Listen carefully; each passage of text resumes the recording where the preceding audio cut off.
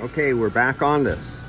And remember before how smooth, well, before I got back there, how smooth it was when I was drawing the vacuum with the vacuum oil open?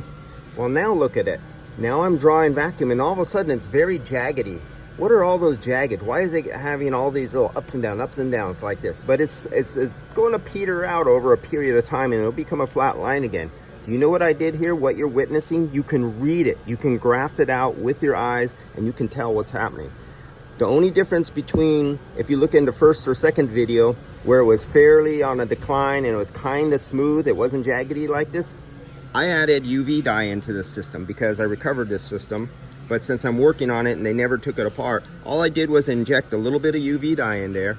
And this is the little bit of moisture that's contained in the oil of the UV dye just by me disconnecting, squirting it in there. And it was ever so minute, less 5 milliliters, because this is a long, this is 1.1 pound, or no, 1,100 grams of YF refrigerant.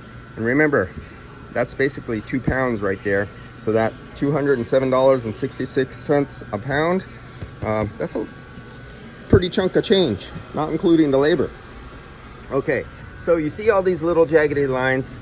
That is the moisture that is bursting out of the little bit of oil that I put into this line, and it hit this line. The line is tilted down this way, and those 5 milliliters basically are just coating the bottom section of this line. And if you can see it, it would look like boiling oil. You know when you boil oil and you get to a certain point where it starts boiling because there's moisture in there, you put garlic in there or some seasonings in there and it boils violently at first. And then as it keeps boiling and the temperature is above 212 degrees Fahrenheit, you get to the part where you're dehydrating the vegetable material that is beneath the layer of oil, and you see the little moisture burst outs are fewer and fewer in between, and you only can see and hear a couple. And eventually, if you keep the flame up high enough, not where you burn the oil, but you dehydrate and remove all the moisture out of the vegetable matter that's sitting underneath the layer of oil, it'll look flat. This is what we're seeing. Exact same thing.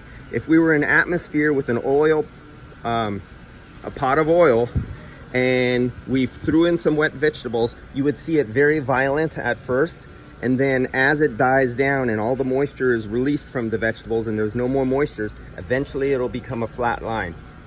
This is what you're looking at when you look at a micron gauge. You are literally seeing the outgassing of the steam of the vapor water coming out. See you guys later.